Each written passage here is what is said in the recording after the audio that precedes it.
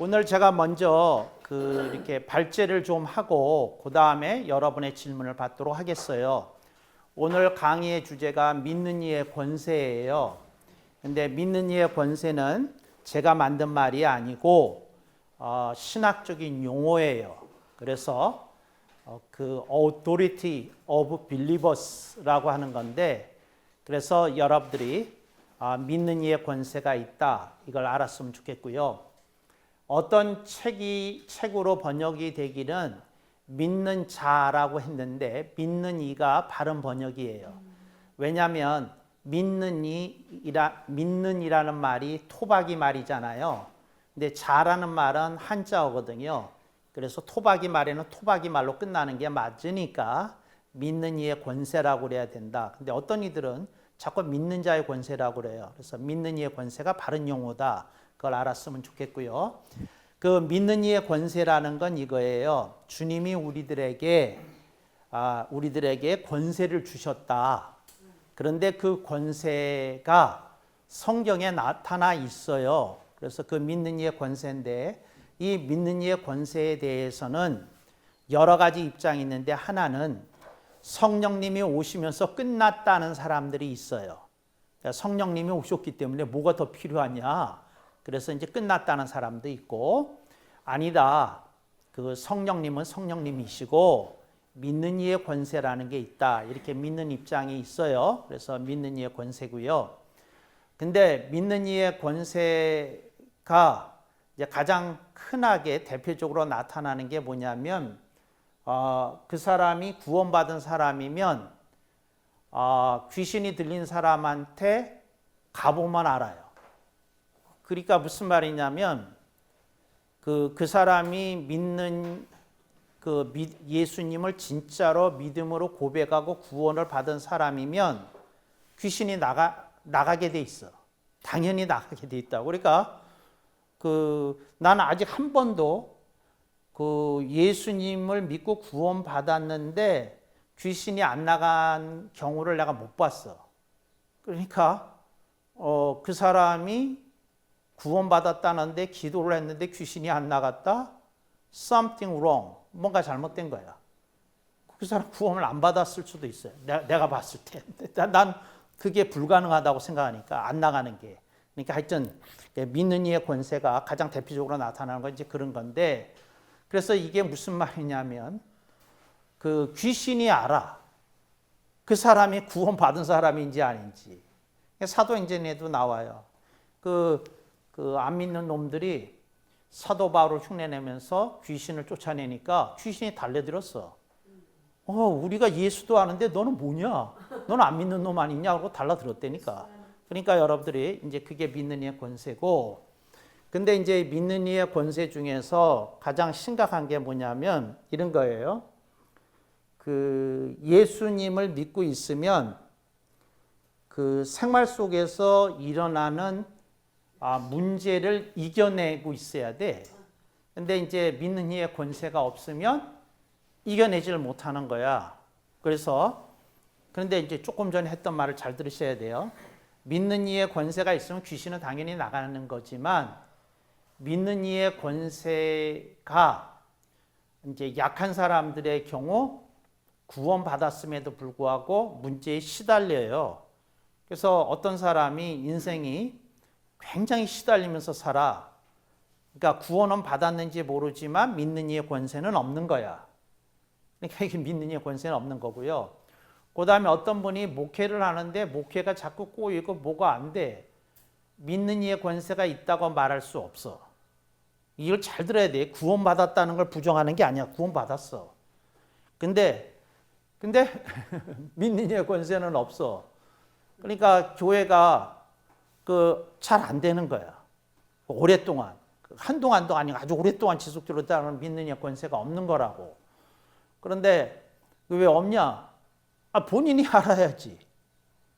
아니, 제가 무슨 말을 하는 거냐면, 제가 제 주변에 벌어지는 일에 대해서는 제가 알 거 아니에요. 근데 어떤 A라는 목사님이 계시고 B라는 목사님이 계시고 C라는 선교사가 계시고 D라는 선교사가 있으면 본인이 알아야지.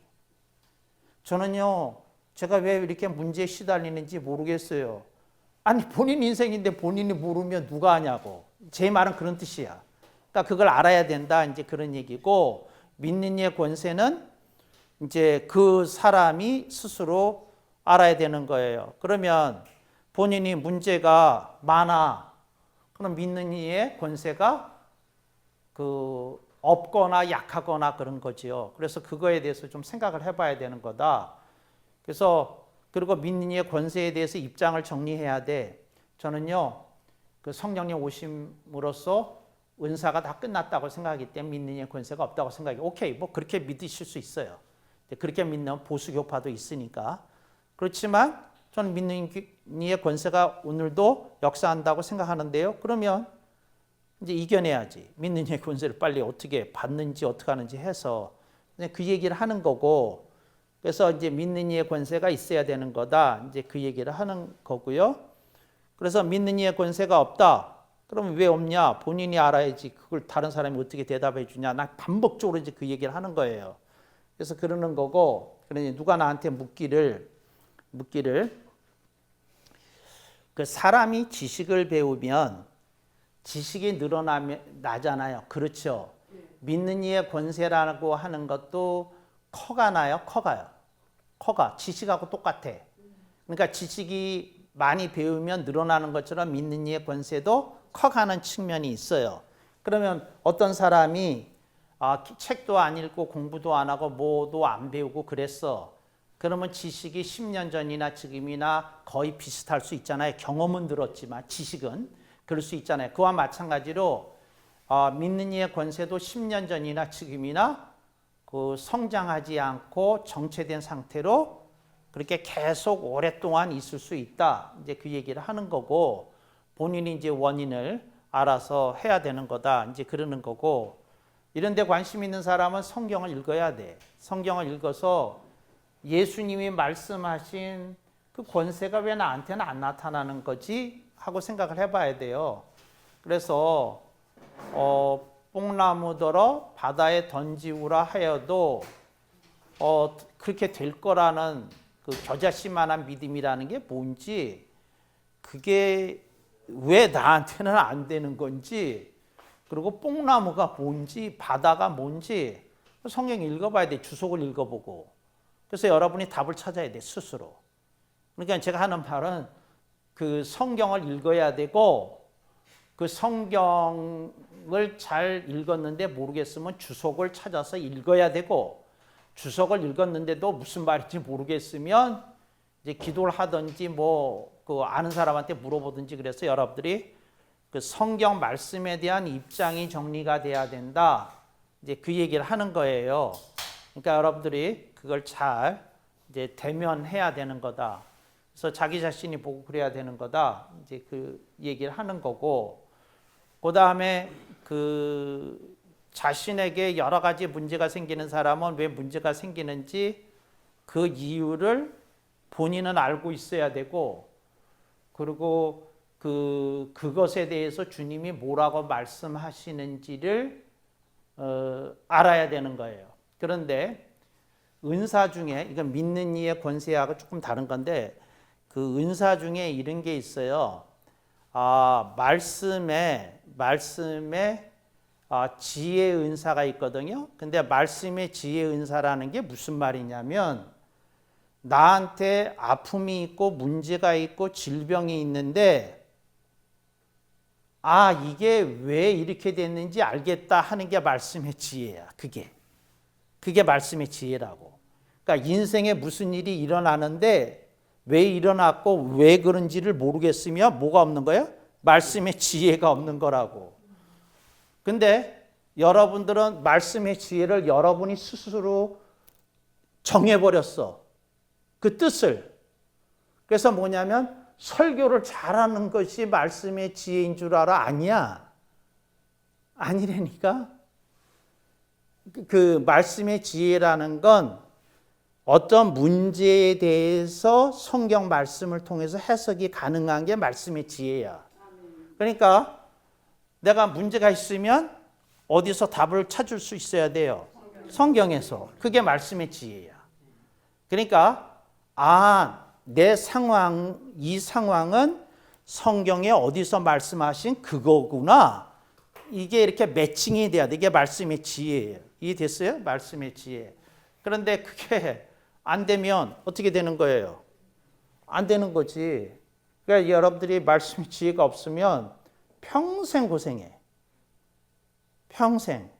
그러니까 갑갑하고 답답하게 고생해. 그러니까 고통을 겪더라도 갑갑하고 답답한 건 없어야 되는데 갑갑하고 답답하지 않다고. 그리고 갑갑하고 답답한 것이 있으니까 어떻게 되느냐면 가끔씩 무당 같은 소리를 한다니까. 가끔까지 무당 같은 소리를 한다는 게 무슨 말이냐면 글쎄 뭐 예수 믿어도 잘 되는 사람은 잘 되고 안 되는 사람은 안 되더라. 뭐 이딴 소리를 한다니까. 그러니까 이 안 믿는 사람이 하는 소리를 하는 거야. 무슨 소리인지도 모르고. 인생이라는 건 알 수 있는 게 없어. 그냥 뭐 왜 그런지도 모르겠고 그냥 이렇게 사는 게 인생인 것 같아. 그게 말씀 지혜가 없는 거거든. 그러니까 여러분들이 좀 생각해서 그래야 되는 거죠. 그래서 딱 이렇게 생각해야 되는데 그런 거죠. 근데 여러분들이 그 말씀의 지혜 그 다음에 믿는 이의 권세 그게 작동이 되는지 알아야 되는데 그게 안 되는 거예요. 그래서 내가 안타까운 건 이거를 신대원 1학년 때 배워야 되거든요. 신대원 1학년 때. 근데 목사도 되고 한참 세월이 지나고 온갖 고생을 다 한 다음에 장성 교수라는 사람을 만나가지고 이런 소리를 들으니 내가 다 답답해. 내가 다. 저거를 진작 배웠어야지. 지금 배우면 어떻게 한다는 말이냐. 이제 그런 생각이 드는 거예요. 그래서 그런 거고, 그 다음에 누가 이런 거예요. 근데요, 그 말씀이 옳은 말씀이긴 한데, 누가 저한테 그런 거 가르쳐 준 일이 없거든요. 근데 가르쳐 주지 않았다는 말도 사실인데 또 다른 면도 있어. 궁금해 한 적이 없거든. 그냥 인생을 살았지. 그거 진짜로 궁금해가지고 계속 물었으면 성령님이 그 링크를 걸어주셨을 거야. 언젠가는.